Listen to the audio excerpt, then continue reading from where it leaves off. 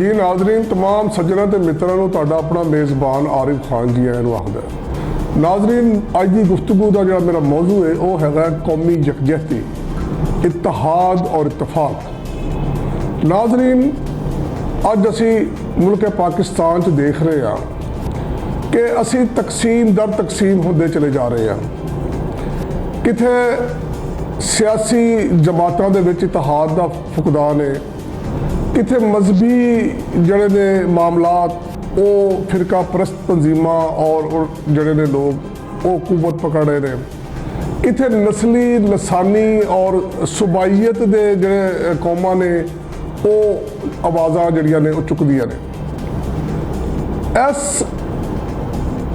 कशमकश के दौर के विच जिस वेले कि असी मायूस हो रहे हैं और कौम पूरी सियासतदाना वाल देख रही है, इस मौके के उत्ते जनाब बिलावल भुट्टो जरदारी साहब का एक बयान जड़ा है वो हवा का ताज़ा झोंका एक लगा है। जिस तरह कि उन्होंने गल कही कि कौम दे विच तकसीम जिहड़ी है वो बड़ी गहरी हो चुकी है और इनू ख़त्म करने वास्ते सानू अगे वधना पेगा और सब तो पहले सानू जड़ा वो सियासी जमातों के विच राबते बढ़ाने पैणगे और इत्तेहाद और इत्तफाक के उत्ते जड़ा ना एक काम करना पेगा।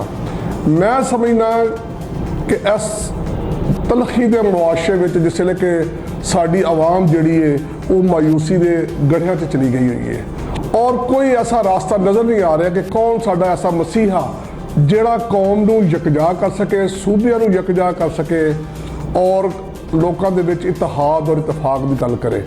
अज इत्तेहाद और इत्तफाक की गल करना बड़ा मुश्किल है और दुश्मन की ख्वाहिश भी है कि ये पाकिस्तानी कौम जिहड़ी है तकसीम दर तकसीम हो। मैं समझना कि ये सब तो वड्डी जिहड़ी जिम्मेदारी है वो साडे मुल्क दीयां वड्डियां जिहड़ियां सियासी जमातां ने जिहड़ियां इकतदार च ने ते उन्हां दे उत्ते बहुत जिम्मेदारी है कि वो अपनी अना खत्म करके और इस मुल्क नूं बचाउण दी खातर अपनी अना की कुर्बानी देन और सच नूं सच कहन। अगर खुदा ना खास्ता ये तमाम लोग अपने तकबर और अना के उत्ते अड़े रहे तो खदशा है कि कितने मुल्क नूं नुकसान ना हो जाए और साडे जिहड़े कौमी अदारे ने इन्हां दी हम आहंगी, इन्हां दी यकजहती उस तरह मुमकिन होएगी जिसले साडियां वड्डियां पार्टियां दे जिहड़े साडे सरबराहान ने यह मुल्क इत्तेहाद की आवाज़ चुकणगे। बदकिस्मती की गल है कि इस वेले इत्तेहाद और इत्तफाक की गल करने वाला कोई नज़र नहीं आ रहा। हर बंदा अपनी पार्टी का प्रचार कर रहा है, उन्होंने एक गल का फिक्र नहीं कि यह मुल्क जड़ा किस सतह पर जा रहा है। इस वेले अफवाज पाकिस्तान पूरी कुव्वत के नाल दुश्मन का मुकाबला कर रही ने और वो अफवाज पाकिस्तान के जवान अपनी जाना का नजराना पेश कर रहे हैं। वो मावां दे लाल इस कौम नूं दुश्मन के वार तो बचाने वास्ते अपना दिन रात का आराम हराम किए हुए हैं। मावां दे लाल सरहदां दे उत्ते कुर्बान हो रहे हैं। नाजरीन, बड़ी संजीदगी के नाल ये सोचना पेगा कि सानू अपनियां अनावां नूं खत्म करना पेगा और जेड़ा जेड़ा जिथे जिथे भी कोई नुमाइंदगी रखदा है, जेड़ा लोगों का हक नुमाइंदगी अदा कर रहा है, उन्हां नाल अगे वध के गल करनी पेगी। असी माजी च भी मुल्क नूं नुकसान होंदा वेख्या कि जिसले कौम पारा पारा होंदी है तो नुकसान मुल्क का होंदा है।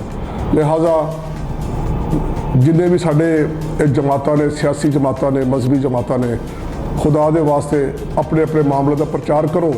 वो तुहानूं आज़ादी है कि जो तुहाडा नज़रिया है वह प्रचार करो, उहदे ते काम करो, लेकिन उहदी आड़ दे विच दूसरे लोगों दियां वास्ते तकलीफां पैदा ना करो।